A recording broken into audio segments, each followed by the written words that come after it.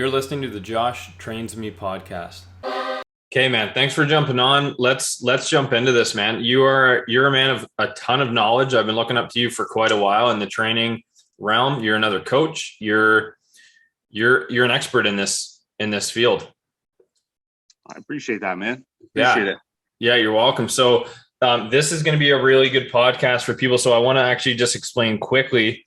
I'm going to get you to do a quick sort of bio, but my bio for you is someone that's been in the fitness industry for a long time with your own kind of physique and your own training, but you've also been a coach for close to 20 years, right? Yep. This will be my 17th year. And you also shed some pretty interesting progressions with your supplement company recently as well. So I'd like that to be part of this so that other folks can kind of hear the nitty gritty, hear the details, and then obviously support themselves by supporting you and your supplements as well. So yeah, of course, that's who I build it for, is everyone else, right? Yeah. So who is Michael Knapp? Oh God, I don't know if you want the PG version or the real version. Let's go 14A. So I started out a long time ago. I was I don't know, I was probably 15, 16, pretty insecure. I grew up not impoverished and ultra poor, but I didn't really have the nicest clothes, didn't have the nicest shoes, didn't really have an identity because I switched households at a young age, went from one parent to another, and they were very opposite polarities. So I really struggled with identity. And coming into high school, I discovered a class called Body Shop. And it's not like, the mechanic body shop, but it was actually an exercise class. And I was like, all right, well, this is interesting. And I started working out and I got strong really quick. And I started to build muscles really quick. It's 16, my testosterone's just flying, growth hormones flying. So I was growing really fast and I felt like I was starting to carry myself a little bit different. I started to build some self-esteem. My acne started to clear. People that once, were mistreating me started to treat me differently. And I was just like, wow, like this is really empowering.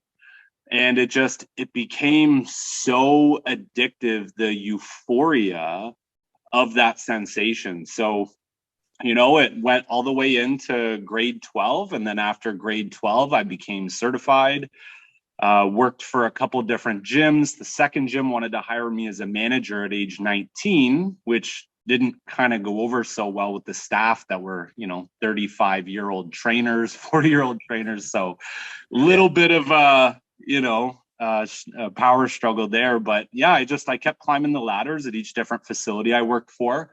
My favorite facility that I worked for was Gould's Gym. They gave me the freedom to properly train people without having a lot of the, I find that when you work for a gym as a trainer, you're permitted some freedom, but not a lot. Like it still has to somewhat coincide with the business model. Yeah, and Gould's Gym really was just like, you know what, man, you know what you're doing, just go do what you want to do. Yeah. And after they sold to Good Life, which kind of broke my heart, I decided to venture out on my own, started my own personal training company, my own studio. Then I started a supplement line, which is the Body Master supplement line. And I have an app on the phone now. So it just, it started from an insecurity and then I'm turning it into the legacy. So cool, man. Yeah, that's a great story. And I've talked to, obviously, we've both talked to lots of people, but that initial effect, and then we'll get into the fat loss stuff, but that initial effect of just, having some identity confusion and being young and being, influential to everything around you. And just the fact that you can start working out and building some muscle, man, that like supports so many aspects of life as not even just a young person, but someone that's just getting into fitness, whatever age. When you start to put some muscle on, regardless of your sex, gender, age, like that is such a critical step. Well, you have to ask yourself, right? You've been coaching for a while too. How many times have you seen somebody take their biggest weakness and turn it into one of their biggest strengths. And it just like, it totally alters that human being and how they look at the world. Yeah. Right. It's so empowering to watch and see and be a part of. Yeah. And I'd say, especially in women, I get more empowered by women, seeing these big transformations. And that's something that you and I will talk about in this podcast. Yeah. So let's jump into this, man. Let's pick your brain. Let's get this in. Let's get this rocking. So, you're definitely a fat loss expert. I've learned a lot from you, and you've been in this field for a long time. Do you want to talk about maybe some of the myths that might still be floating around for fat loss? Oh gosh. Yeah, we can. We could do a whole podcast just on the myths. Yeah, really. It's true. Let's identify maybe a couple of these big ones that we need to get the fuck out of Dodge with. Yeah. Well, I think one of the biggest issues, it's gonna, it kind of comes down to gender to a degree-ish, but I find that a lot of the female fat loss plans are ultra low calorie. Like, they're ultra low calorie. And one of the things that I've noticed, people are searching for that immediate gratification. So they're like, look, like, I want to lose 50 pounds, I want to lose 40 pounds, I want to lose 80 pounds.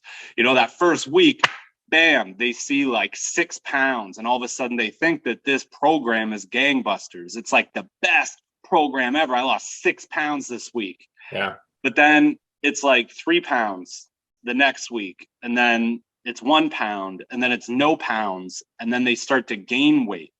And I think one of the biggest kind of misleading, luring things that people do is they're like, we can get you down this amount of fat this quickly. But yeah, like, you can give these women and these men super low calorie diets and they'll lose a bunch of weight at the beginning, but then there's a whole plethora of rebound that comes with it. Their hormones go out of whack. So testosterone, estrogen, ghrelin, all those hunger hormones that accompany that, they end up going like this, boom. And then they come back even higher, even bigger, and even worse. And it's because these people go so low with their calories. It's fat loss is math. Fat loss is math, biology, and chemistry. It's not just low calories. Okay. If you have somebody that hasn't yo-yo dieted, they have a very low stress level, they have the gene expression, so they have the genetics for it. You can get away with lower calorie. But the problem is a lot of people that are searching out fat loss have yo-yo dieted. They try to lose weight, they can't, they gain it. They lose weight, they can't, they gain it. And each time it gets worse and worse and worse. And they're like, man, is it like, how extreme do I have to go to lose these calories? And then you get these people that are doing extremes like HCG, where they're taking the injections of HCG and they're eating 800 calories a day. And it's just like, yeah, congratulations. Like, you're in a hypersensitized ketogenic state. But what happens when you come off of HCG? Right. You're like 30 pounds heavier than what you were before you started the plan. So one of the big myths is low calories isn't always a good thing. There's a lot of other things involved other than low calories to make that sustainable. Yeah, I think that's a really good point. I know that you recently posted about this too, being like, what the fuck happens after you reach your goal, for instance? Like, say the plan worked even enough to get you there. What next? Like, it's not how do you keep it? Yeah, it's not necessarily the exact same thing. And I think, this could be a huge topic, but I think just the fact that those folks generally, like, who are we talking to? Like, those folks have generally yo-yo dieted. They've probably also been misled by a so-called professional as well. So it's not all on them, right? As you're saying, like, they've had some bad experiences. They've probably invested some money into people that misled them. And unfortunately, they didn't see the result because it's not realistic. So that sucks, right? So maybe another word for this, it's not so much myths, but how we get misled around fat loss. That's this great takeaway. Is there anything else that you can mention off the top of your head that you think is? Well, yeah, like we could deep dive on this all day. Like, there's so many myths just in general, like, how much protein we should be having. One of the myths of, like, you have to have protein within 30 minutes of your exercise window for you to maximize protein synthesis. And it's like, okay, like this is 1980s iron information here. Like that's not how it works, man. So, you know, like I think for fat loss, some myths that need to be debunked is it doesn't always have to be low calorie. Yes, you have to be in a calorie deprived state to lose calories, but you don't have to be ultra low calories to lose fat. It's actually detrimental. So I would constitute that as a myth. Another thing that's a myth is carbs are bad. Fuck off if you think carbs are bad. Okay. If you think keto is bad, fuck off. Like it's all about harmonizing what you're doing and creating metabolic flexibility. If you had to go live in the woods and the only thing that you had access to was berries and bear meat, your body will learn to thrive on berries and bear meat. You get stranded out in the plains of some hot African country and all you can access is a couple mice and some grains and some root vegetables. Guess what? That's what people live on when they're there. So one of the myths is that carbs are bad, fats are bad, protein's bad, you know, sulfatame potassium is bad. Sure, it's not the greatest for your gut biome, but we need to get more out of the mindset of this is good and this is bad. And we need to get into the mindset of that everything has duality. You know what I mean? If you take too much vitamin C, you're going to get sick. You take too much vitamin E, you're going to get sick. You don't have enough vitamin C, you're going to get sick. You don't have enough vitamin E, you're going to get sick. So it's the whole nutrition, fitness, fat loss industry is so dogmatic. It's absolutely astounding. And you talk to one professional and they say this is a myth.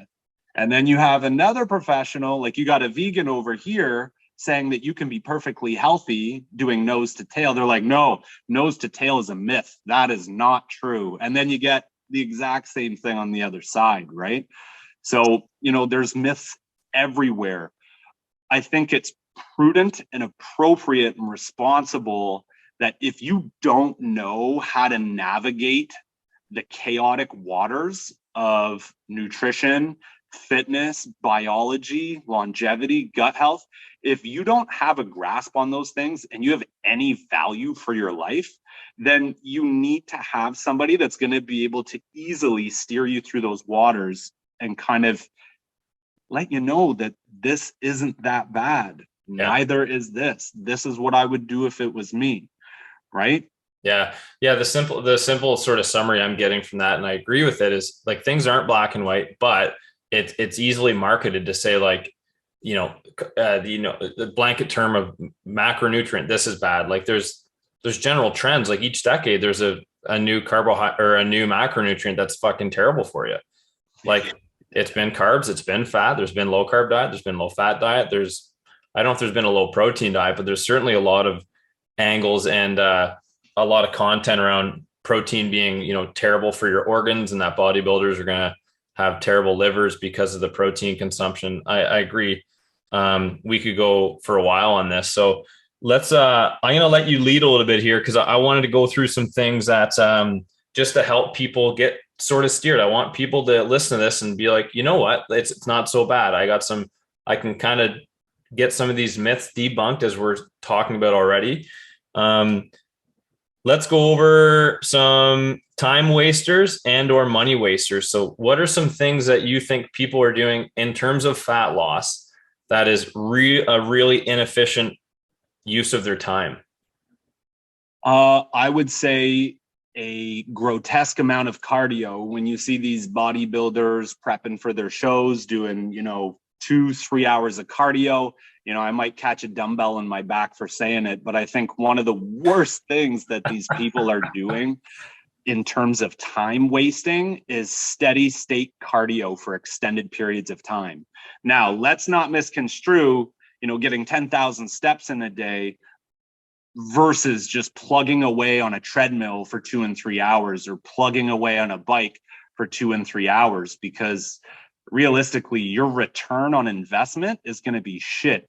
You can burn 500 calories. How I use the analogy of steady state cardio versus like high intensity training or weight training. The analogy I have is I could give you $10 right now. Okay. I'm like, Josh, here's $10.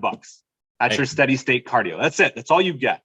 Or if I say, Josh, this month, I'm going to give you $3, but I'm going to give you $3 every month. And every month it's going to collect interest. Yeah. Eventually, after 3 months, shortly after, depending on the interest rate, you're actually going to have $10 and more. And it's going to keep growing and growing and growing. And that's your metabolic adaptability.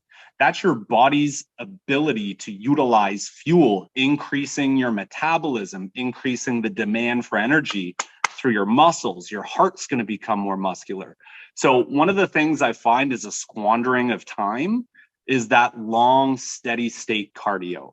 Yeah. Right. There's some therapeutic effects mentally and physically for hitting your 10,000 steps a day. That's just a part of being a human. You know, getting up, moving around, walking back and forth, going outside, getting some vitamin D to regulate your circadian rhythm and your hunger hormones. So long, steady state cardio is one thing I definitely think you could better utilize your time somewhere else. The next thing is fat loss supplements. If your gut biome and your nutrition program and your training program is not bulletproof, fat loss supplements aren't going to do shit. Fat loss supplements are like 3% of the equation, 5% of the equation max. So when you see everything, there's all sorts of nonsense out there, like these hydroxycut and all this kind of stuff. Like, yeah, sure, you want to do that and destroy your internal organs throughout the process and not fix the actual reason why you're not losing fat. And you have to depend on these supplements. I think that fat loss supplements by the majority are a waste of time and a waste of money. Okay, a waste of time because you got to earn your money, which you're then going to go spend on fat loss supplements, which are usually most of the time detrimental, not to stereotype or be dogmatic in my belief system. So steady state cardio, fat loss supplements. I think one of the biggest wastes of time, Josh, is not educating yourself on the program that you're following. How well do you know your coach? How well do you know the program that these people are delivering to you? Because how many people go through fat loss program after fat loss program after fat loss program? None of them work, and they end up spending years, you know, just as much as I do, when somebody comes to you and they've been trying to lose weight for years of their life. Making sure that you're working with somebody that knows what they're doing is probably the best way to save time, is having somebody that's educated and understands fat loss at the biologically cellular level. Like, what's actually happening with fat loss? I think a part of that too is finding so I'm a big fan of this, being humble and being honest when I'm like, I actually don't know. Right. So like we could talk all day about things that you know about fat loss that I don't. Like, you're an expert in this. And part of the reason I wanted to get you on here is because you have a lot of insight and a lot of info and a lot of anecdotal evidence too, right? Like, you've tried it out on yourself and then clients, and then, you know, you have all this info with the supplement line. But I'd say a balance of finding someone that is definitely experienced, but then also is not going to lead you astray because their ego is too big for them to say, you know what, I'm actually not sure about this. Let's bring someone else in. Right. Well, and fat loss, man, like, it's simple, but it's complicated. 100%. It really is. Well, and, you know, you and I can both talk about this. Like, as you're saying, you know, fat loss is down to math, biology, and chemistry. And I agree. And then I'm also like, what about the behavioral component of this? Like, what about, like, how does therapy fit into this? Right. Like, there's so many other angles, and that's what makes it so broad. As you're saying, it can be simple, but it's not easy. Well, yeah, people just think that it's fat loss, right? They're like, well, like, how hard is it, like, for me to just lose fat? You know, then you got to start doing discovery with people and be like, look, like, why are you overweight in the first place? Oh, well, you know, like, I drink too much. I don't really work out. You know, I like pizza. And it's like, okay, well, why? And like, what do you mean why? Because, you know, pizza and, you know, alcohol is delicious and it makes me feel good. And it's like, so you don't feel good when you're not eating those things? And they're like, well, like, yeah, like I feel normal or okay. And it's like, well, normal and okay isn't feeling unmotivated and feeling the need to depend on like really poor quality exogenous foods and substances to feel better. Like what's going on in your day-to-day behavior that makes you feel incomplete, and the things that make you the most happy are the things that are the most destructive. That's self-sabotaging behavior. Do you struggle with confidence? Do you have identity issues? Have you had issues in the past where maybe a spouse has cheated on you, or you didn't get the attention that you thought you needed growing up? Like the actual depth and gravity to why people are even overweight or have addictions or problems in the first place. You know what I mean? My wife's a manager for a mental health clinic, like for the hospital.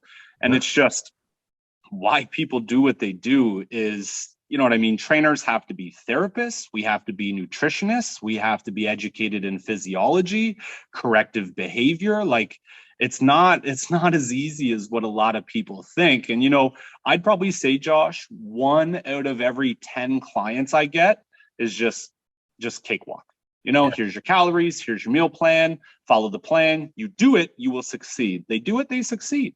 Yeah. Right. But the other 9 out of 10, there's usually more going on than just, I want to lose fat.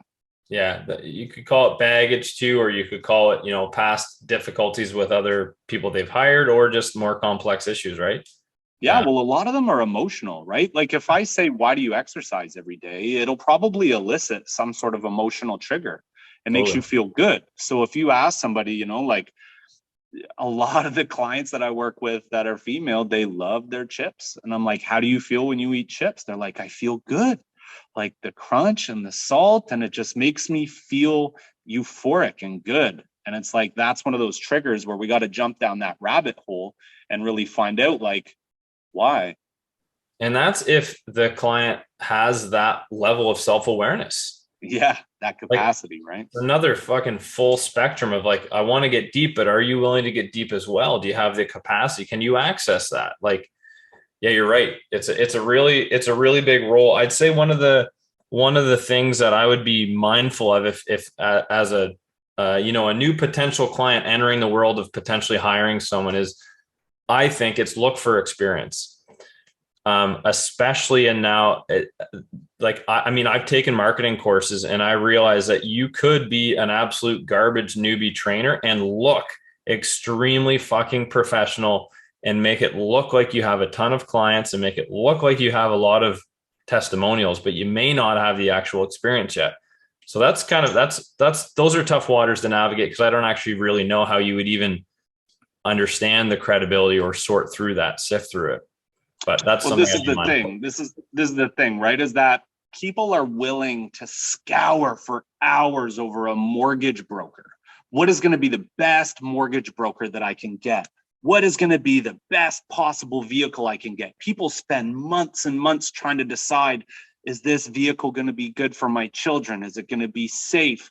What is the warranty? Has there been an issue with wheel bearings? Like people do a lot of research when they invest in things, right? But it's almost like ironic, because when it comes to health, people see a fat loss program for Sandra's $49 boot camp get fit for summer program. They see $49. They're like, oh, that's cheap. Yeah, that's cheap. And it's like, yeah, so is McDonald's. So is a bag of chips. So is Tim Hortons. Like lots of things are cheap. Just because it's cheap doesn't mean it's good. And that's like, I have an elite coaching program, Josh, where I charge $5,000 for 3 months. Yeah. $5,000. But I'm also doing a full genome panel. So I go over 30,000 SNPs. So like I get your entire gene, everything genetic that makes you you, I get access to all of that. I check for over 49 blood markers. What's your iron levels? What are your white blood cell count? What's your estrogen levels like? What's your testosterone levels like? And then I get them to purchase, like in that package, it comes with an Oura ring. I want to quantify, how is your sleep quality? Are you getting enough REM sleep? Are you getting enough deep sleep? Is your heart rate variability high? I literally have to extract the full biological scope of that person. And then guess what? When they ask me, can I deliver like precision results? Yeah, Yeah, I can, because I can actually look at your DNA on my computer screen. I can look at your blood work on my computer screen. I can look at your sleep and heart health on my computer screen, and I can guarantee results. Yeah. If you're just getting some randomized one page, do these squats, do these burpees, eat this amount of calories, and you're good. It's like, yeah, no. Yeah, it's got to be No. broken down more than that for sure. And you get what you pay for a lot of the time for sure, right? I mean, you can get in, of course you can buy the base packages from some people, but like you get what you pay for. So if you need specific results and you need that next level of training or that individualized coaching program, then hopefully you can invest in yourself in that way, right? Well, you know what I mean? You got to think, how much do you spend a month on a cell phone? How much do you spend a month on your car payment? How much do you spend a month on your mortgage? And one of the things that I just, it's maybe I'm biased because it's my profession and I'm just so compelled to help people live the best possible life they can. But it's like 2.5 mortgage payments. If you could save up 2.5 mortgage payments and get like a bulletproof program specifically for your DNA, for your blood, for your sleep, like $5,000 to me to have the perfect designed thing for my body to maximize my longevity, my muscles, my fat loss, my organ, my vision, my cognitive health, my spine, my gut health. Like for me, that's a no-brainer, but for other people, you know what I mean? It only becomes a priority after it's getting to the point of almost too late, when something goes wrong. That's when people tend to like, man, $5,000, I'll mug an old lady for that $5,000 if it means that, you know what I mean, I can actually sleep. Well, and the tough part about this is, and we'll steer back to the conversation, but the tough part is we're living in Western civilization where we're and you know what I'm going to say with this, like the way we're marketed to by medical, anything health related is it's reactive.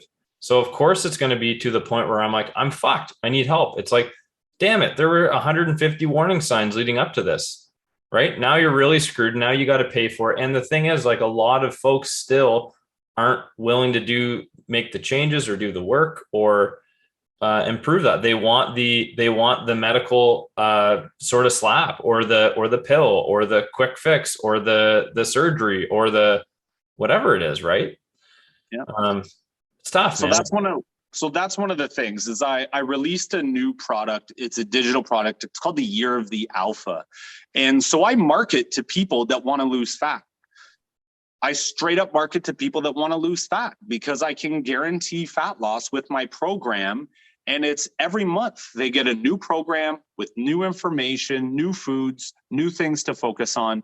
But sometimes, and it's okay to do this, like to anybody that's watching this, it's okay to use the excuse of fat loss to care about yourself. Totally. It is. If fat loss is what is going to open the door to health for you, then hey, like I support you 100%. Doing a ridiculous amount of weight on a bench press with really shitty posture in grade 10 was the doorway to me being where I am now. I'm in the best shape of my life at age 36. I have 2 companies now. Like, it's okay to use fat loss as a reason to be healthy, but it's also like knowing that you deserve it.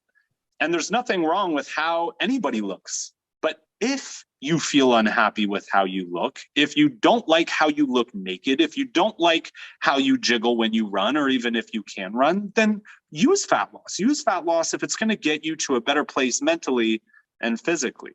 Yeah, I think that's great, man. It's, you're in a support role, and we're not here to make people feel worse. We're just identifying like trends and then saying, yeah, it doesn't matter the reason you get into it, but you're also going to get a lot of other benefits from it. And you're going to realize that original maybe gateway or the reason you got into it in the first place may not be the main reason you continue doing it, right? Like, we know fat loss is a part of most people's routines and in most people's journeys, but people feel incredible when they start to change their life. And fat loss is like, oh yeah, and this. But it's like, yeah, I wasn't even thinking about that. I just feel so much better in these 18, possible situations in my life. So yeah. I agree with you, man. Do you want to jump into you had so last time we tried this podcast, we had some tech issues.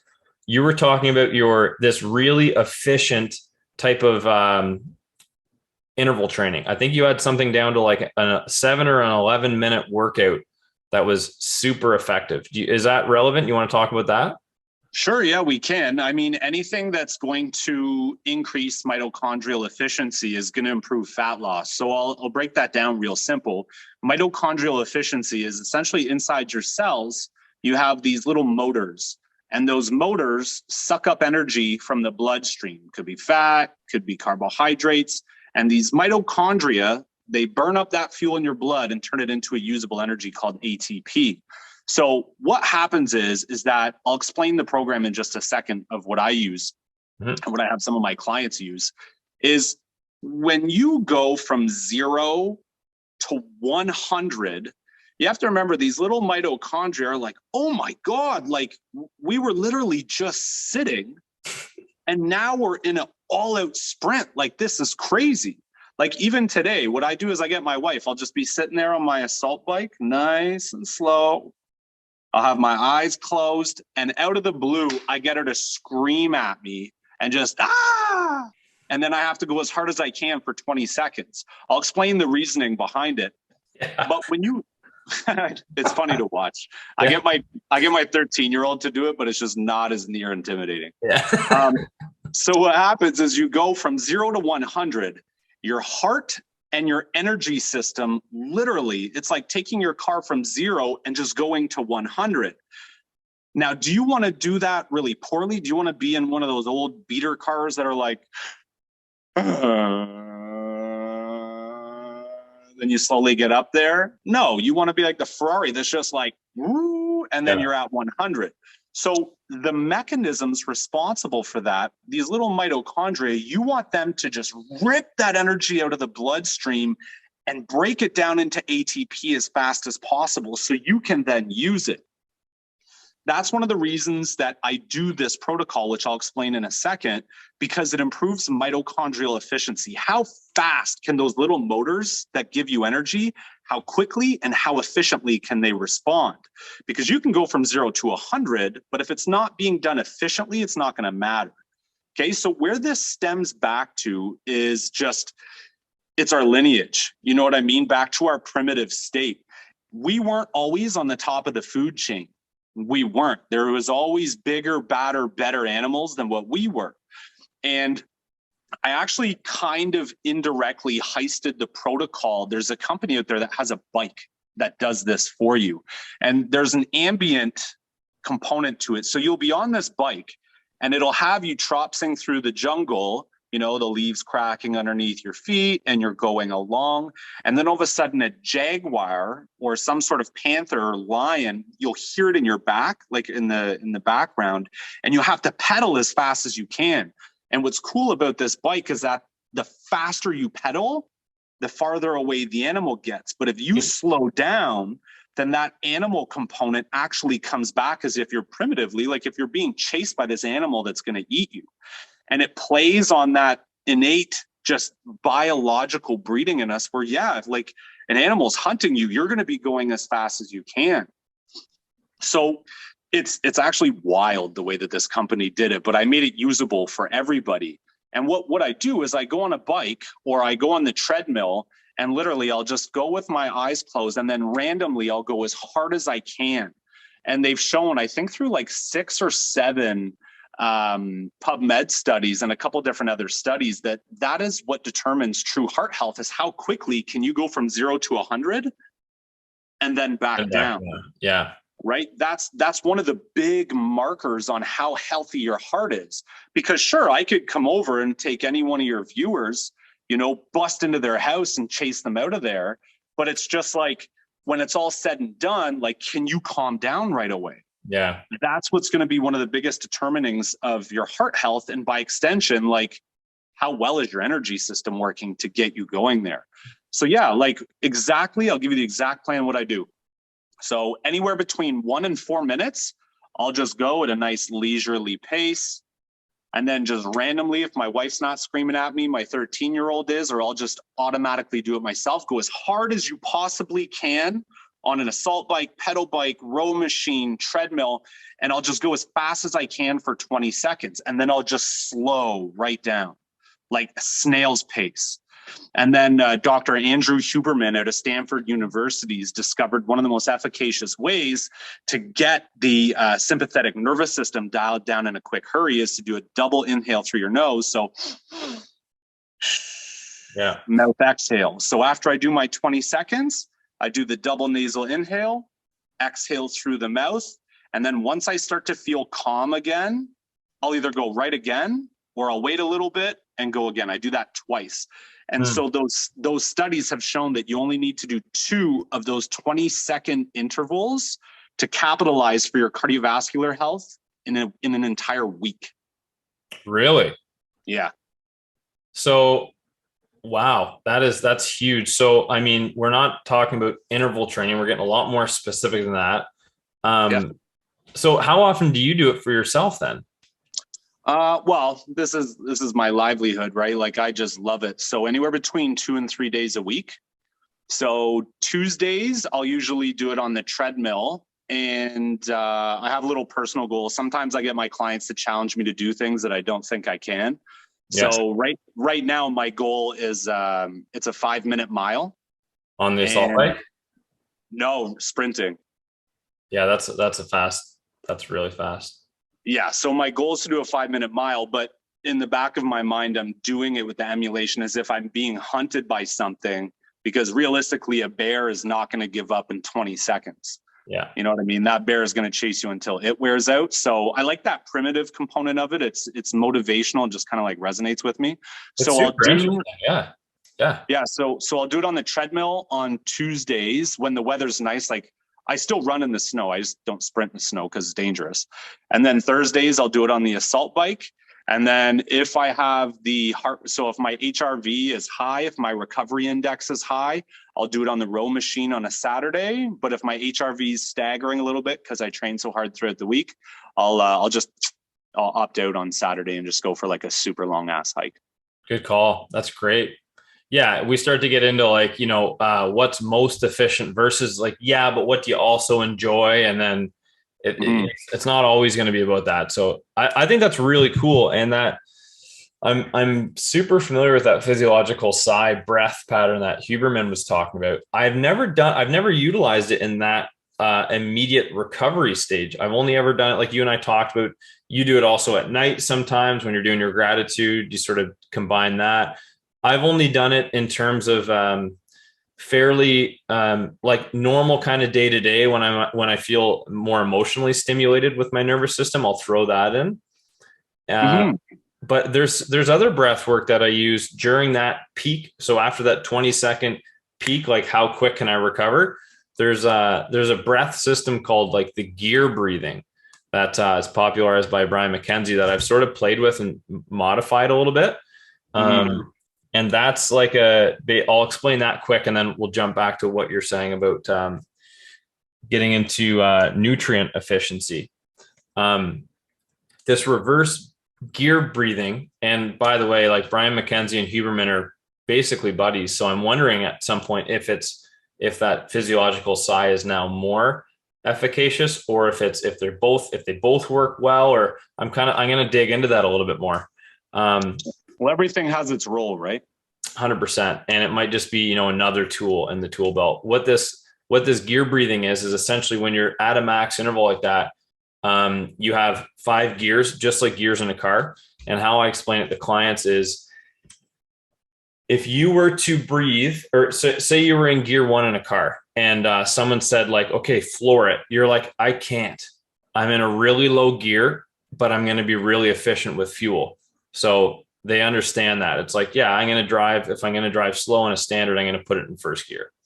Whereas if I wanted to get somewhere really quick and I didn't care as much about my gas mileage, I'm going to throw it in gear 5. I'm going to be able to go as fast as I can in this car, but it's going to be less conservative on fuel. It's the same principle with this gear breathing. It's either through the nose or through the mouth, and it's certain rates at which you're breathing. stimulate a certain gear. And what that does is it allows your body to, in a short term, it allows your body to adapt to be able to understand like the difficulty of output you're at, and gives you the ability to be able to not just go based on like RPE, but also like within this 5-gear system, like, okay, I'm going this hard. Where am I at gear wise? Okay. If I'm at a 3, I'm probably okay to be sustainable. If I'm at a gear 5, I need to slow the fuck down if I need to go for another 2 minutes. Right. Mm-hmm. And this gear breathing, you would reverse it. So after that 20-second, simulated jaguar chase through the jungle, if you were at a really high heart rate, which you likely would be, you would start at gear 5, do a couple breaths, then gear 4, then gear 3, 2, 1. Just like in a car, if you're pulling up to a red light, you're going to go 5, 4, 3, 2, 1, right? Yep. It's kind of interesting, but I hadn't heard the physiological psi used in that component. So that's neat. I'm going to try that. Yeah. Well, and so like for the fat loss component, it's doing that style of training. It's going to increase the machines responsible for energy utilization. It's going to improve their efficiency. So if people are looking to lose fat, sure, like you could lose fat doing steady state cardio. I don't think it's the greatest use of time, but you could lose fat doing anything. You could lose fat going out in your backyard with a shovel. Mm-hmm. You know what I mean? It's a lot of it. I'm not going to say all of it, but like 90% of it is energy in, energy out. Right. And when you do steady state cardio, you're just getting a block of calories that you're burning, and then that's it. But when you're doing HIIT training, especially really intense HIIT training, that investment carries on every single week as your energy system becomes more efficient. Right. And is it the same thing? Just diving into the physiology, or I guess this is more the biology. Is the same thing happening to your mitochondria during things like powerlifting, like things like weight training, or is it quite a bit different? No, it's the same pathway, the same mechanism, right? Because you're putting a load and a demand on your body that it's not accustomed to. You know what I mean? The majority of your day is not spent deadlifting 300 pounds. And so if you just willy-nilly go out there and start lifting weight, the more you do that, your body's like, oh shit, like we have to keep improving our energy demand because the weight keeps increasing. Mm-hmm. So yeah, it's doing vigorous exercise in general, whether that's weight training, HIIT training, the method that I just explained, anything that's going to get you like, oh my God, breathing heavy, your heart is pumping, that in itself is going to help energy utilization and to improve your body's ability to transport nutrients to where they have to go. Right. Yeah, that's great. That's really efficient too. Like that's not a lot of time. No. And it's for me, this just as much as anybody, I'm all about time efficiency. I don't like to piss away time. I don't like to waste it. So if there's a way for me to capitalize on my cardiovascular output, you know what I mean? Doing like maybe like today, I was in a rush late to pick up my kids. And normally I leave at 3 to go get them. And it was 2:58.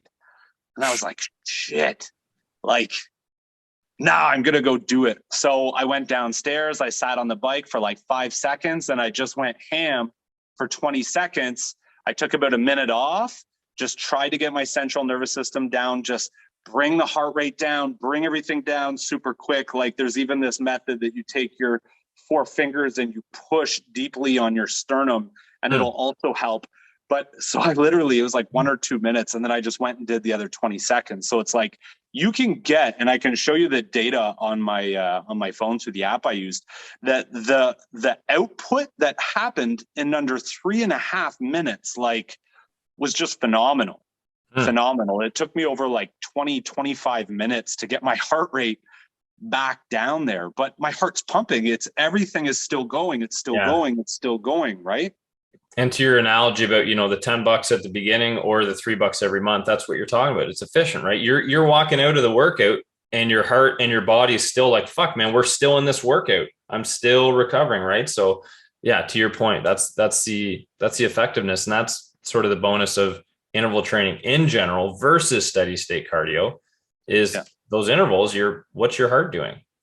And so don't get me wrong, right? So at the beginning of the podcast, I mentioned duality. There's good and there's bad, right? So if you have somebody that doesn't have the greatest heart health, maybe they have high blood pressure, maybe their heart rate variability is no good, maybe they're on medication, maybe their cortisol is absolutely through the roof, maybe their diet is out of whack, to go dump that type of method on somebody would be irresponsible in a sense without gauging the intensity at which they're doing it, right? And this is where I wanted to communicate to your viewers that's why it's always really important. I do care if you choose me or Josh, but that's why it's important to know, because a lot of people could just run out and start doing this approach, but they could actually be causing harm. They could actually be causing detriment if you don't know where your baseline is.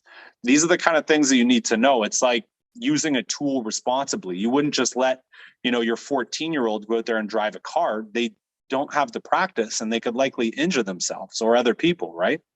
Yeah. Yeah. Good call. I gotta remember that. My son's too. So I gotta keep him away out of the driver's seat. Do you want to talk about, do you have any other, like that? I remember you talking about that workout efficiency tip, and I thought that was really cool. Do you have anything else that's also like fairly unique in that? Like that's unique. I hadn't heard of that.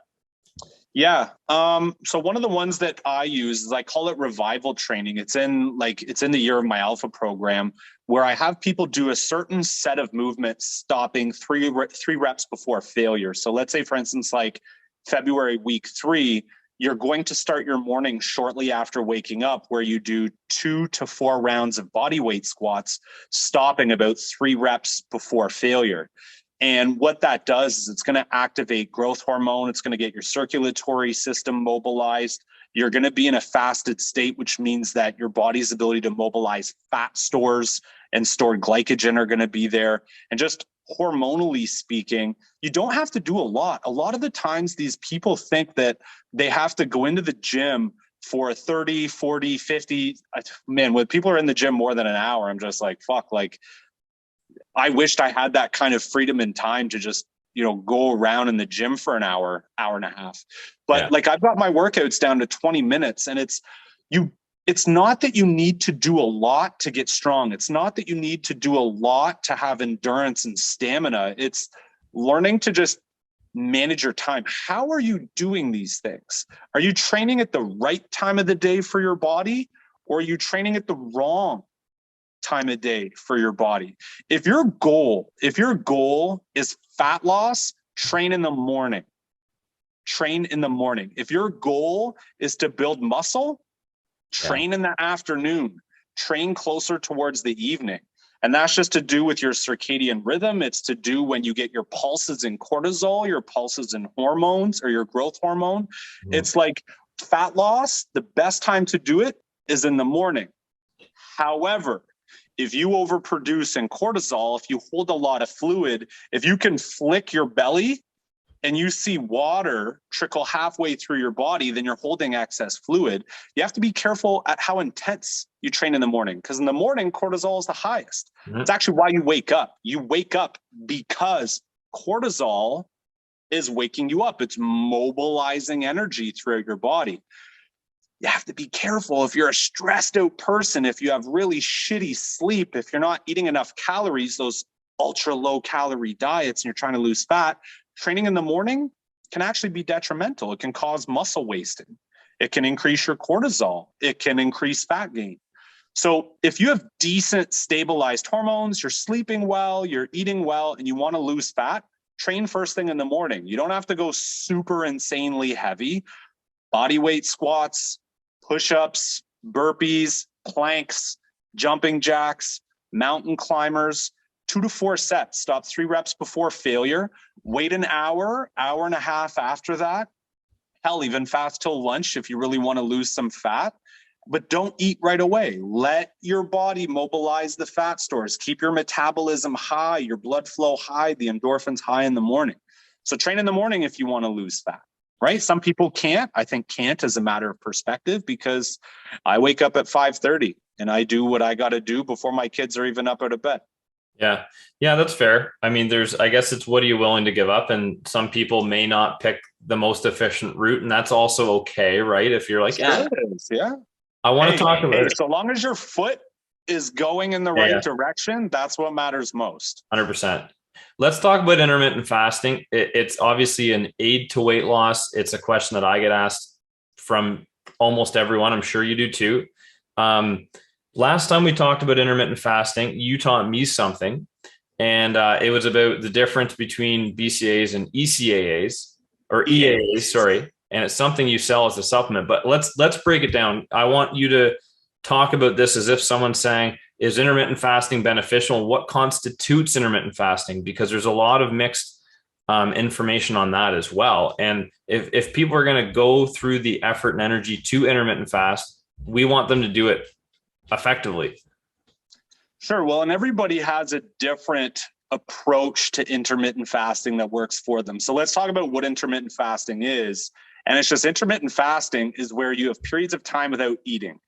Technically, when you go to bed, you're intermittent fasting. That means you're fasting. There's no food inside of your body. You're not eating, right? So there is a lot of information out there when people are like, what breaks a fast? What doesn't break a fast? I like to keep shit really simple, okay? If you're drinking water, you're still fasting. If you're doing anything else, are you actually fasting? If you were in the woods, there's nothing around you, and you just have a satchel or whatever water bottle, and that's all you have, you're fasting. When you start getting into all of these hacks where people say, well, technically, you could have medium chain triglycerides, which are MCTs during fasting, because it doesn't really elevate your insulin. So technically it's fasting. And it's like, you can always find a reason to justify anything. When I do intermittent fasting, there's a small handful of supplements that I personally take just to help balance hormones, autophagy, all of that kind of stuff. And there's, it's everybody does fasting different. My 13-year-old is already discovering his own intermittent fasting window with no help, no suggestion, no even education on my behalf. And he doesn't like breakfast. He just doesn't, he's not hungry. And my son is like insanely athletic, like insanely. And parents are like, well, like, aren't you going to force him to eat breakfast? I'm like, am I going to force him against what his body is telling him to do? Like, he feels nauseous when he eats breakfast. Why would I force him to eat breakfast if it's going to make him feel nauseous? Because then you don't fit in with everyone else, Mike. Yeah, we want him to be another cog in the wheel. Yeah, exactly. There's a reason why my 13-year-old's creating a Udemy course right now. So yeah, like intermittent fasting can be used therapeutically if you know what you're doing. I find a lot of the times when people do intermittent fasting, the easiest thing for people to do is go without breakfast, right? So they go throughout their day, maybe they skip breakfast, then they have lunch and they have dinner. Now that can help you with fat loss because you're trying to cram your calories into 2 meals. And because you're fasting in the morning, your stomach can shrink down a little bit. And then when you go to eat a big lunch, well, your tummy is a little bit reduced because there hasn't been much in there. So the amount of volume of food that you can actually intake can be reduced. So it can help you lose fat from a portion standpoint. If you're exercising and you have an active job, you're moving around, let's say you're doing a lot of that in the morning when you don't have any food in your body, guess what? It's going to mobilize fat stores. It's going to mobilize glycogen. So your body's going to get used to metabolizing its own stored fuel as a fuel source. So there's a lot of different ways people do intermittent fasting. Skipping breakfast is the easiest. Personally, for me, 3 to 4 days a week, I do 20 to 22 hour fasts, usually on training days. So Monday, Wednesday, Friday, I don't eat until dinner. And I'll either train first thing in the morning and fast all the way until dinner. I'll either train at lunch and then fast till dinner, or I'll train kind of like 2-3 o'clock and then short fast till dinner. Right. But that's what works for my lifestyle. I'm hyper efficient when I'm not eating. You'll get a small, say a medium group of people. They're like, oh, I could never go without breakfast. And it's like, well, yeah, that's because you're really glucose dependent. Those people that can't go without breakfast are the exact same people that get hangry when they don't have food. Yeah. And Yeah. it's a good correlation for sure. It's it's not that you haven't, it's that we're associating some of the emotional behaviors with food, and it's sort of just gunked together, right?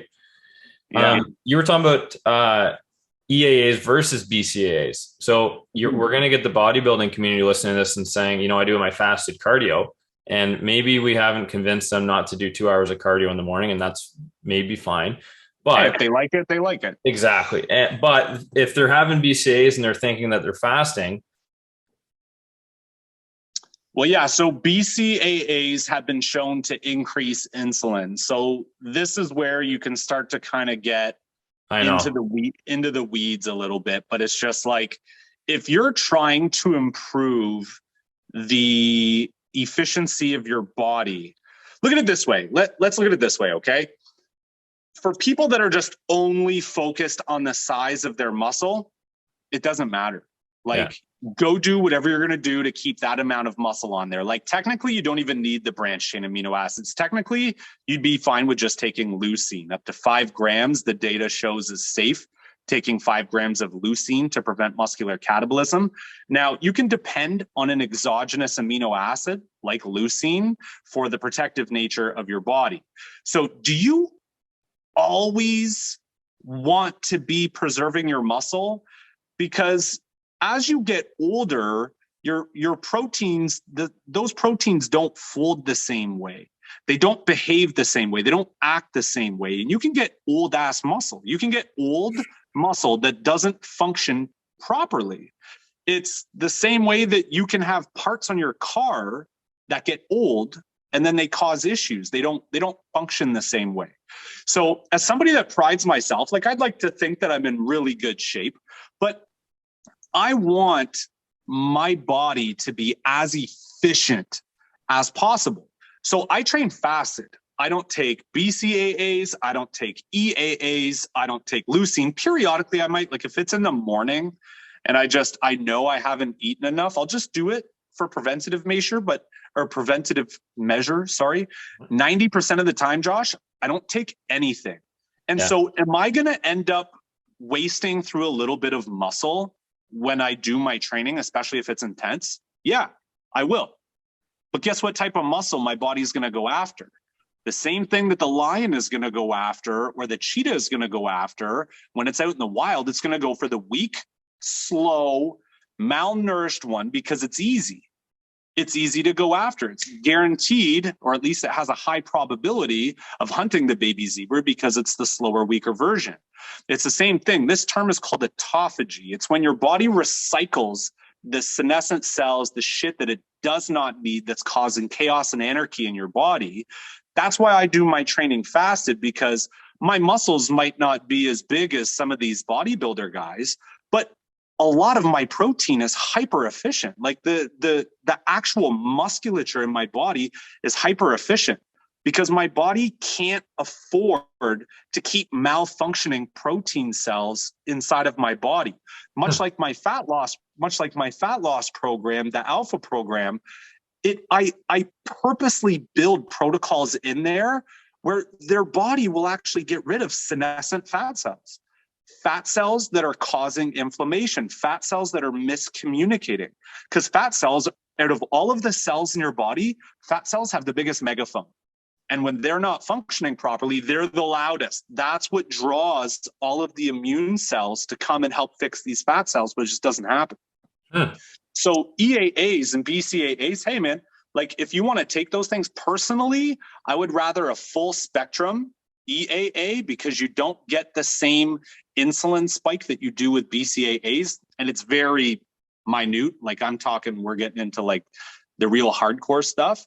But I always prefer EAAs just because they're all the essential amino acids. All of them play a role in some way, shape, or form in communication with which genes are turning on, which hormones are supposed to be functioning here and there. And you know what I mean? If you're constantly activating mTOR, you're aging your body like a lot faster than what you need to. Sure, you're going to be absolutely heisted and shredded, but you're going to age like friggin', fresh cooked bread in the cold room. Like, you're just going to age super quick. Can you get into the mTOR stimulation and break that down a little bit more?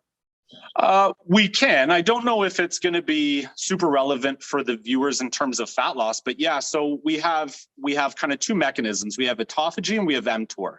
So when you see children that shoot up over the summer, you're just like, holy shit, this kid just grew like 8 inches. Mm-hmm. He's getting a lot more mTOR activation, a lot more growth. You're getting a lot more division of cells, division. That's how these children, like amongst a whole bunch of other mechanisms, but that's one of the ways that they grow, right? mTOR happens when you go in and you do a nice anabolic workout. You're getting mTOR, and you get a lot of these guys that are like anabolic. And sure, that's great for huge muscles and it's great for fat loss. And in the short term, all of these things are good, but it's in the long haul when you're constantly activating mTOR, it's you're duplicating your cells faster and faster and faster and faster. And after a certain age, like your body starts aging. Do you really want to be duplicating bad, shitty cells that are malfunctioning? Do you really want to increase your risk of cancer? Do you want to increase your risk of age-related diseases? That's why autophagy is such a hot topic right now in like the biohacking world and the fitness and nutrition and health sectors, because we're realizing that, you know what I mean? Being big and jacked and super muscular, yeah, it has its benefits. It has its ego boosting properties, but you know what I mean? At the end of the day, we do need muscle, but we don't need as much as what I think a lot of guys feel, even myself included, what we feel that we actually need. That's so fair. If you want to protect your muscle and you want to grow your muscle, more so if you want to grow your muscle substantially, take EAAs before your workout. It's going to prevent, for the most part, your body catabolizing muscle. Okay, but I'm okay training fasted because like my muscles are big, but I don't need to go huge. I prefer to have nice, clean, strong, efficient, long-lasting muscles that aren't going to cause chronic inflammation. Yeah, that's great, man. I appreciate that autophagy versus the mTOR pathway explanation. Do you want to talk about, do you want to get into nutrient efficiency a little bit more in terms of fat loss? Yeah. Well, metabolic flexibility, if you're concerned about body composition, try not to get into a niche diet. You know what I mean? Try not to get into like just keto or just carbs or just salmon. Like it has to be balanced. The way that I build my plans is excuse me, please. I have keto days, carb days, keto days, carb days, keto days, carb days. It's laid out in a 7-day cycle to create something called metabolic flexibility. Do you want your body to be able to consume dietary fat and use it properly? Do you want to be able to have olive oil and your body can use it properly without storing fat? Do you want to be able to have quinoa and your body be able to use it without storing fat? Do you want to be able to have steak or chicken or Greek yogurt and your body be able to use it and not store it as fat? Nutrient delivery, like if we're not talking about the mechanisms of nutrient delivery, like how nutrients are delivered, but in terms of like what nutrients we're consuming, everybody's going to have a little bit of a different scope. What I've found to be insanely successful is alternating between keto and carb days. And it's the best possible way for you to develop metabolic flexibility. You're not going to get the long-term insulin resistance and risk of dementia of doing keto, but then you're also not going to die really young from having huge amounts of protein all of the time. And you're not going to be super obese because you're always eating carbs. It's being able to take the benefits of high carbs, take the benefits of high fat, take the benefits of moderate amount of protein and weaving it through a weekly program that allows your body to get the best benefits of all the world or all of the nutrition. If I just said you're only allowed one vitamin, you know what I mean? What's going to happen if you just have one vitamin? Mm-hmm. Yeah, you're going to feel limited for sure. And you will be limited, of course. Right. You need a lot of different vitamins and a lot of different minerals. And to think that we can extract what our body needs from a very limited scope on nutrition, you know what I mean? It's metabolic flexibility is huge. It's literally being able to have your cake and fat and eat it too. Like you want to be able to have both of those. And you mentioned earlier about the behavioral component. If I say, Josh, you're only allowed to go keto, like that subconscious mind is like, well, what happens when carbs come up? What happens if it's summertime and I want to crack a couple beers? What happens if I want to, I'm craving some apples or bananas?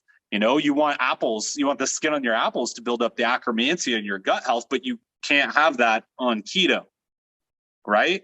But then when you're going high carb, you don't want to be mixing fats with high carbs because, well, then you're going to be pulling fat into the cell with the carbs, and your body will metabolize the carbs because it's easier, and then it'll store the fat. So it's like, how do we navigate the waters of proper macronutrients? How much protein, how much carbs, how much fat, when and where?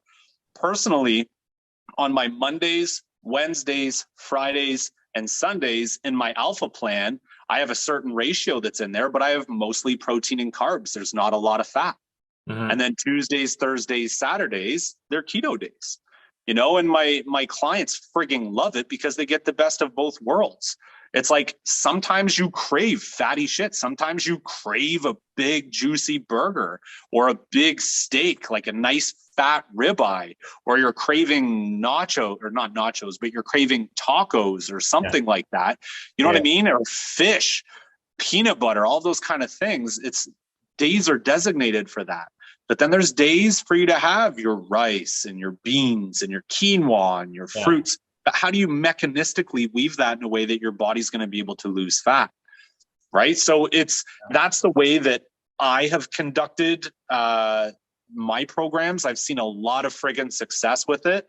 And even myself, it's being able to be adaptable. You got to be adaptable. Otherwise you're going to fail. So if we were to, and not that this is how you would approach something, but just for us to understand this. So metabolic flexibility, we'll call it the metabolic flexibility diet, I guess, right? Or the approach versus, just like a stable, balanced macronutrient profile.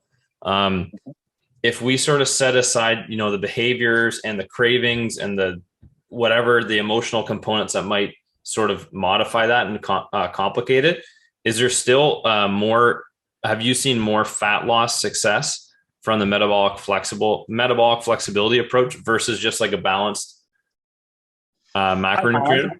Yeah, I have personally. And the reason why is, remember how I told you not too long ago about the one person out of 10, you give them that plan, they just go off and they do their thing.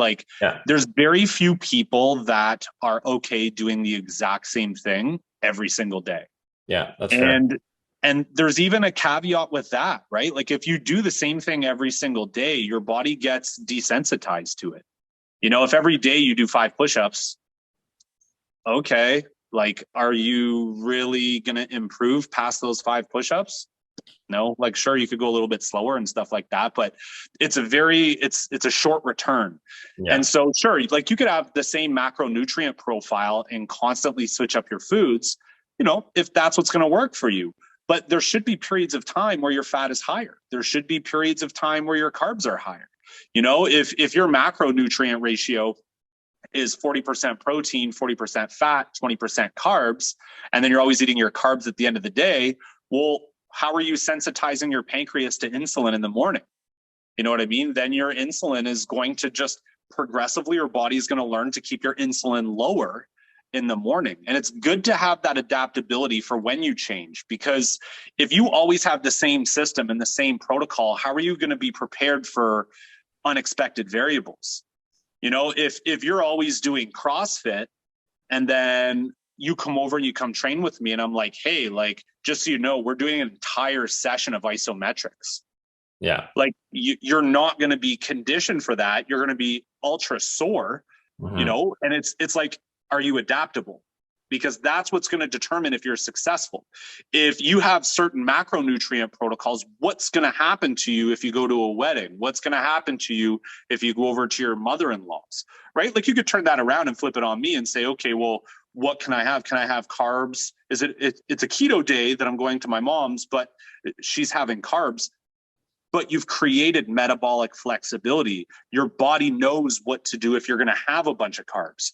Your body knows what to do if you're going to have a bunch of fat. Your body knows what to do if it's going to be a bunch of protein. And it's just diversifying the scope and perspective of what does your body, what can your body handle? Mm-hmm. You know, can you handle 500 push-ups? I knew a guy once that did 1,000 burpees in a day, right? So his body wasn't prepared for that, and he probably was rolling around in a wheelchair for a couple of days. But the whole goal with fat loss is, can you be adaptable? Can you be adaptable? And some people don't need to be. They live nice, simple lives. They have their, 40, 20, whatever it is, and that's their thing, and that's what works for them. That's great. It's just, I like to cycle between ketosis and carbs because there's a lot of therapeutic approaches for both. And you know what I mean? If we can focus on cognitive health and gut health and heart health and muscle health and skeletal health, if we can focus on all of that in a manner that permits freedom, you know what I mean? Where people get a chance to experience new things. Like on my program, there's nachos, there's steak, there's waffles, there's cookies, there's brownies, there's smoothies, there's everything. And people, a lot of my clients look at it where they're like, man, there's like so much diversity. It's great, but it's functional. It's functional. Like, why are we having black beans? Well, we're having black beans to build up bifidobacterium in our gut. So our immunity is fantastic. Right? It's like, why are we having what we're having? And then how do we compile it, nice, sexy, beautiful package, and deliver you fat loss? Yeah. Right. That's great. So, yeah. That's awesome. What was I going to ask you? Nothing about burpees. That's for sure. You did enough for everybody, man, for the rest of ever. Yeah, it's fine. Yeah. I can't say I truthfully wasn't very sore the next day, but you got to think 1,000 reps of anterior dominant work, like not necessarily excellent for postural balancing. Yeah. It wasn't a chiropractic recommendation. Let's put it that way. And goodbye, anterior. Yeah, good. I don't need anything in there. Stability doesn't matter. Do you want to get into, I feel good about the metabolic flexibility conversation. Do you want to talk about, we've sort of hacked, the fat loss supplements that make such a small role in efficiency and probably don't do a whole lot of good. Is there, what in terms of supplementation do you like to cover with folks that are willing to spend the money? So I don't directly like to go out and just say, here's a fat loss supplement that's going to help you lose fat. I'm more of a person that likes to educate, like, what's the mechanistic behavior behind fat loss? So for instance, when in the January and May component of my year of the alpha, that month is designated to aggressive fat loss. So aggressive fat loss in January, because most of the times people fall off the deep end in Christmas.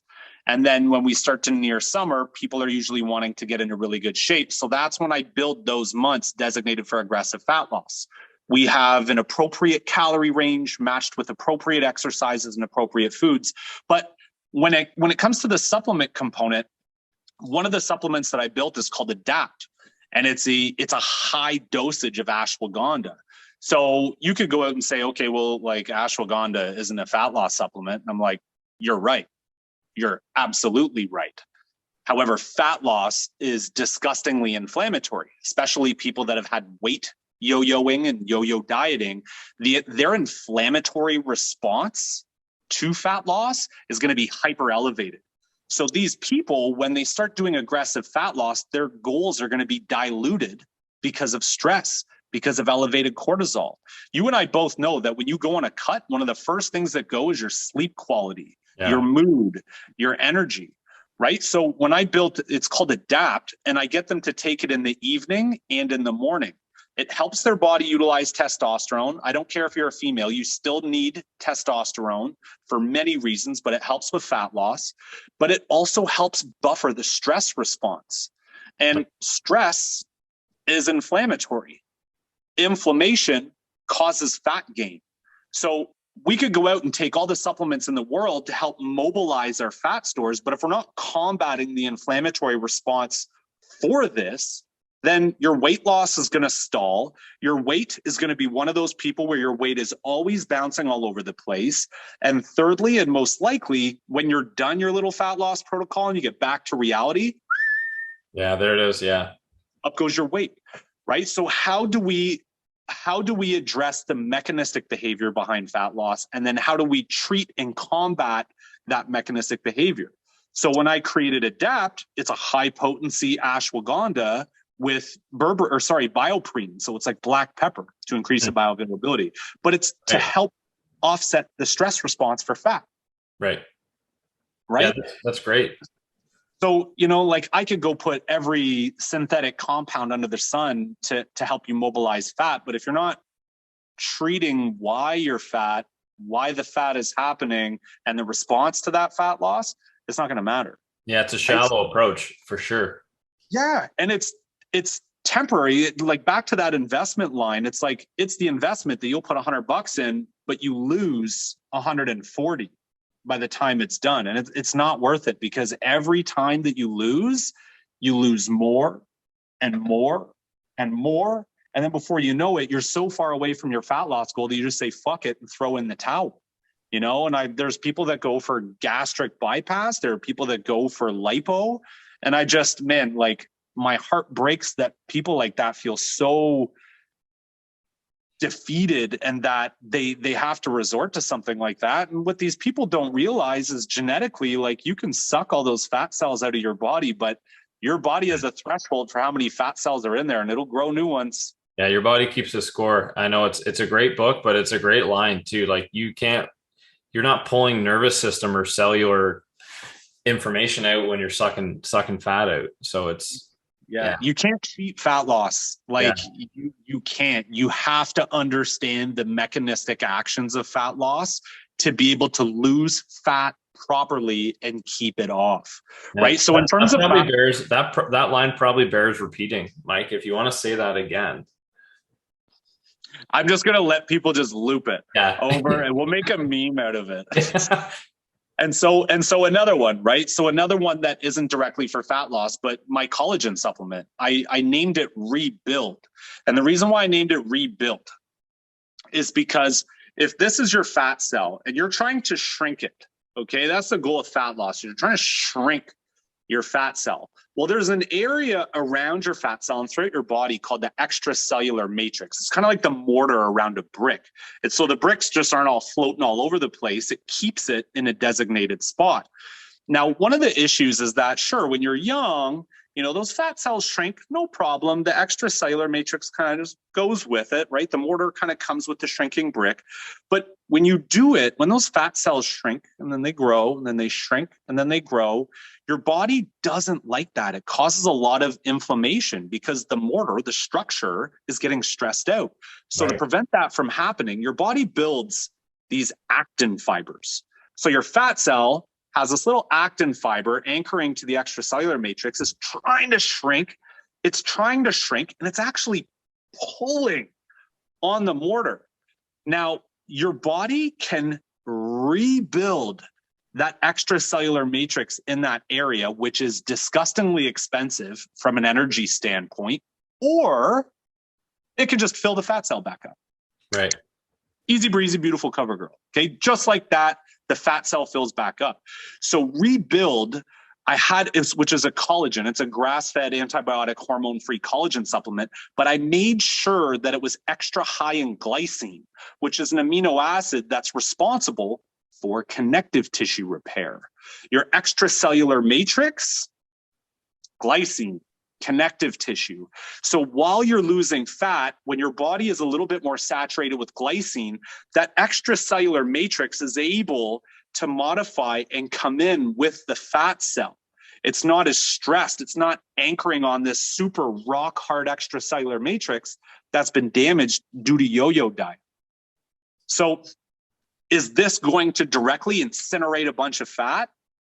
No, but you can incinerate as much fat as you want. But if that fat cell is not shrinking due to stiffened extracellular matrix, which happens a lot of the time, it's not going to matter. You could pop every friggin' pill that you want. If that fat cell isn't going to shrink, it isn't going to shrink. So that's what, so even though it's not a direct fat loss supplement, that's what's going to help allow your fat cells to shrink. You see what I'm saying? It's the mechanistic behavior. What is the fat loss? Yeah. Yeah. You're kind of feeding and supporting the physiology versus feeding again, it's just a deeper response versus just shallow. Like, you want fat loss? Okay, this is going to help with fat loss. Yeah. You're actually explaining what happens with fat loss and what support your body will need. Well, look at all the people post-season. My God, man, these people that compete, it's one of the reasons why I never went and competed.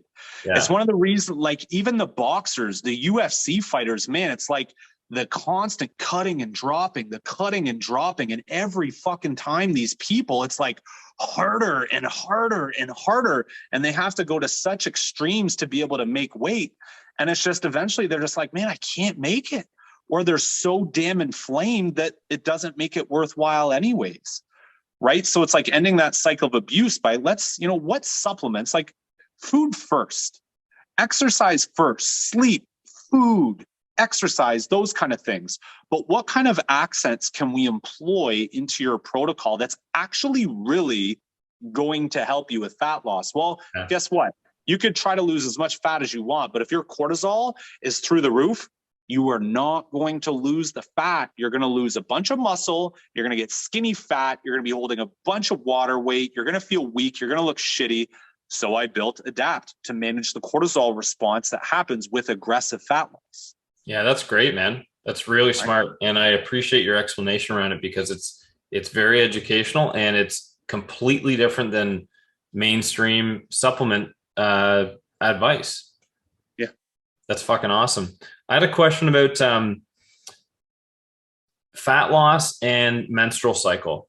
And specifically, if you want to dive into this, we're probably getting close to time. If not at time, do you want to go down this road for a few minutes?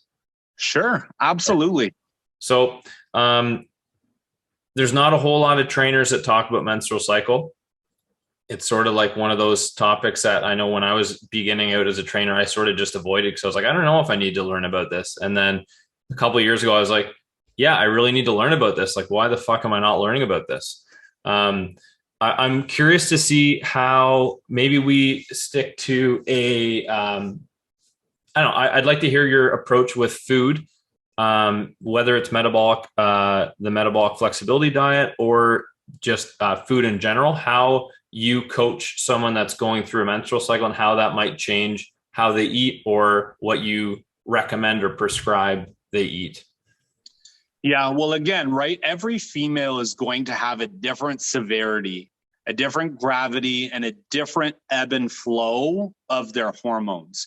You get some women that are absolutely crippled when they get their period. You get other women that can still go out there and do CrossFit, right? So it's navigating each individual woman and their physiology. One of my clients, I can't train her.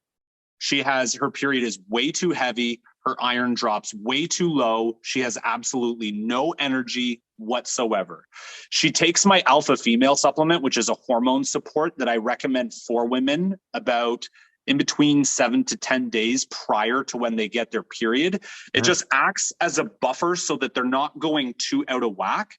But then you also have to ask yourself, when you're training especially with the women, do you have an IUD? Are you taking birth control? Because those kind of things are going to completely scramble your hormone response and your ability to lose fat. Yeah. If you have an IUD, I don't know how IUDs are even legal. Yeah. And I know, and I want to say quick too. Cystic fibrosis, man. Like, my God.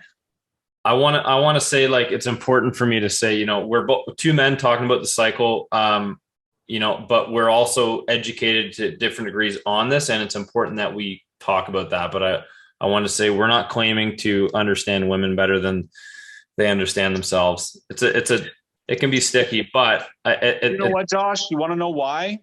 Because females, as many men are going to come out there and hunt me down for this, they're the more intelligent gender. They're the strongest and most intelligent of the two genders. I would die if I gave birth. I'll tell you right now, I'm a tough man, but if I had to give birth, I would die.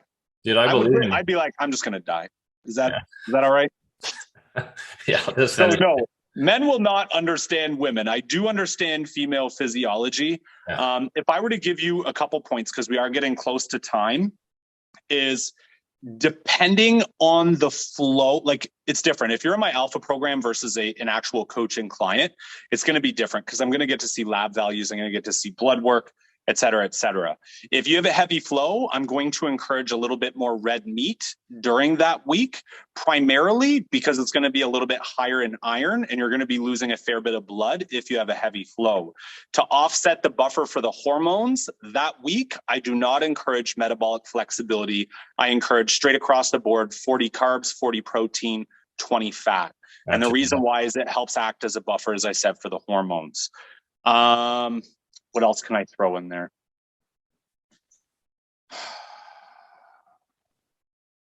Listening to your body with exercise. A lot of women will try and hard charge through their sessions. If you don't have the energy, don't push yourself. The amount of physiological change that's happening inside of your body, you want to let your natural reproductive system do its job. A good analogy is that if I have a severe infection inside of my body and I go out and train, I'm now going to hyperstimulate my immune system. My immune system is now going to become overworked because not only is it trying to battle the infection, but it's now the immune cells are trying to repair all the damage caused by exercise. We're going to overtax the system. You don't want to overtax your reproductive system because you could just then amplify the systems even worse. And one of the things about the human body is it has experience, it remembers. So if you're constantly beating yourself up in the midst of your period, whether it's luteal phase or not, you have to listen to your body. You have to. And if you don't have the energy, don't do it. Yeah. Just don't. Yeah, that's good advice. That's well, I say that biasly because that's also the information I have, but the approach that I have. But I do find it interesting when it's sort of like a touchy subject when I'm like, yeah, from what I've learned, like this is what you should know. And I want to tell you this, but again, it's your body. And the one thing I throw my hands up about is the IUDs too, because any information I know when I have a client that has an IUD, I'm just like, I don't fucking know then. Truthfully, it's like hands in the air. I'm like, I don't know. You know what, Josh, I've had, I don't know, probably over the last year, I've maybe had about 5 or 6 women. There hasn't been a lot over the last year, but they all could not lose weight. The constant bleeding, the constant acne, it's just that huge of a dose of hormones, like inside of your body.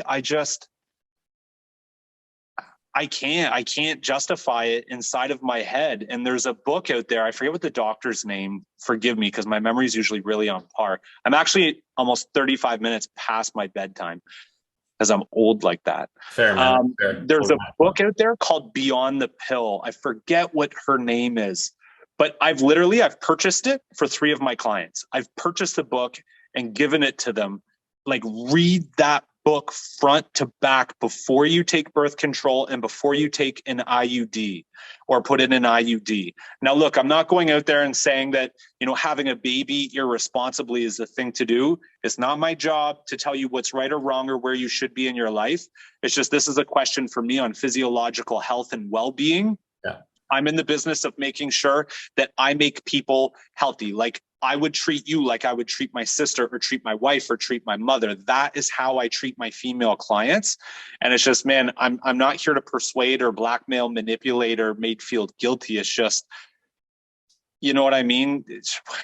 There's safer things like condoms. There really is. And I know it's not the same. I get it. But it's just, your health is worth more.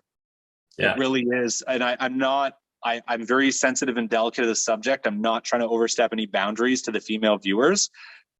Just please, if there's one thing that you get from this video, go buy the book Beyond the Pill and let that be your compass on whether or not you should be. At least it will educate you and inform you on the short and long-term impacts of being on birth control, whether it's IUD or oral.